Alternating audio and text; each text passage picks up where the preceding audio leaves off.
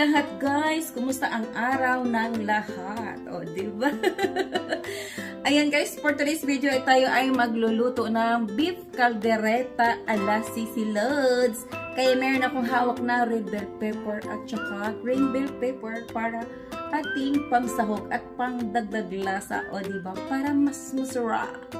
Samahan na rin ang pagmamahal, diba? So tara guys, samahan nyo si Silot magluto. Let's go! Ayan guys, yung ating mga ingredients, ang ating beef. Ayan, pinalambot ko na siya guys para igisa na lang natin siya. And meron konting sabaw dito. And then ito yung ating patatas and carrot. And syempre yung ating garlic. At ating onions and ating butter. And of course yung ating cheese. Meron tayong heavy cream ng konti. And meron tayong liver spread. Ayan. And then, of course, meron tayong celery. And of course, guys, ang ating pangmalakasan na caldereta sauce. And of course, yung ating dagdag lasa. O, diba? Alam nyo na yan. O, diba? Red bell pepper and green bell pepper. And then, ready na lahat yung ating mga ingredients. So, let's go! Tayo ay magluluto na. Samahan nyo si Silot! So, ayan guys, painitin na natin yung ating lutuan, ang ating kawali. At tayo ay magigisa muna ng bawang, syempre. So, ayan, maglagay muna tayo ng butter. Ang ating butter muna bago yung ating garlic. Tunawin muna natin siya. And syempre yung ating garlic. And of course, yung ating onions. Ayan, paghalo-haloin, paghalo-haloin. Next, maglagay tayo ng beef cubes.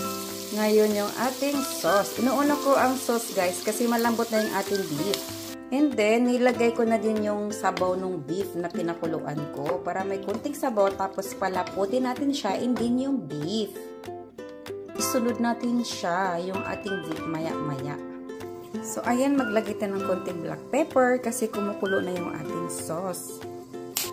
Ayan. So, kaya pala guys, share ko lang sa inyo bakit inuuna ko yung sauce. Kasi nga guys, malambot na yung ating beef. Nilagay ko magdamag sa ref yung sabaw niya para maghiwalay yung fats at saka yung laman para iwas tayo sa cholesterol. So, ngayon, pwede na natin ilagay yung ating beef. So, ayan.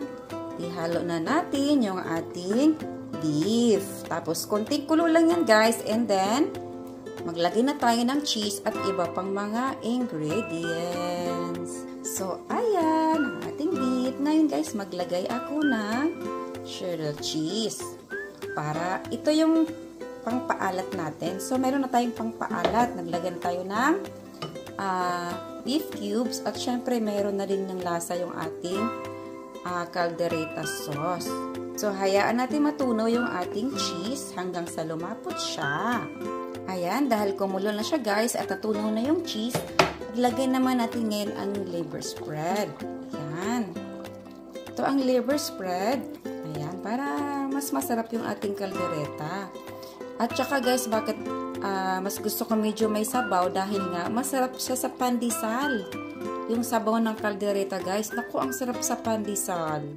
And then, maglagay tayo ng konting heavy cream para mag-balance yung lasa ng ating beef caldereta. Yung sauce na medyo maasim, ayan, mag-balance siya. Para siyang caldereta machado ala Sisi Lods. O, diba? Kanya-kanya tayo ng pagluluto guys, ng paraan sa pagluluto. So, kasi passion ko ang magluto, so, ganito ako mag-experiment sa pagluluto ko. Kayo ba? Ano bang hilig nyo? So, ayan. Kumukulo na yung ating sabaw. Ilagay naman natin ngayon yung ating celery. Yan ang ating celery. Yan. Para mas masarap yung ating beef. So, ayan guys. Pwede natin ilagay yung ating fried carrots. And of course, yung ating fried patatas.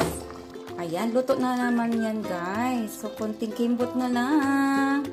Tapos na tayo magluto. At sana nag-enjoy kayo manood sa aking video, guys. Sana nabusog kayo sa aking beef caldereta Sisi Lods. Siyempre, guys, may pangmalakasan ako dyan. red bell pepper. Syempre, ilagay na natin siya. Ayan. Ayan, ang sarap. Ito talaga yung paborito kong glass na ingredients ko. Paborito ko sa lahat ay ang bell pepper. Kahit anong kulay yan. Yellow, red, green. Meron pang glass. Woohoo! Ayan, ganyan siya sa ibabaw. Bango!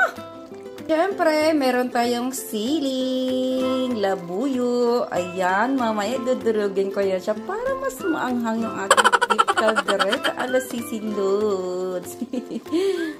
So, ngayon, it's time na tikman natin. O, diba? Perfect! Maanghang. Sarap ng ating beef caldereta Sisi Lods. Masarap sa pandesal. Diba? So, ayan. Ready na siya, guys. So, ayan. Tapos na yung ating beef caldereta. So, ako ay magte-thank you na. Thank you so much, guys, for watching, and see you to my next vlog, to my next video. And sana nag-enjoy kayo manood at sana nabusog kayo. O, diba? Thank you so much for the love, and see you to my next video, guys. Bye-bye! Mwah!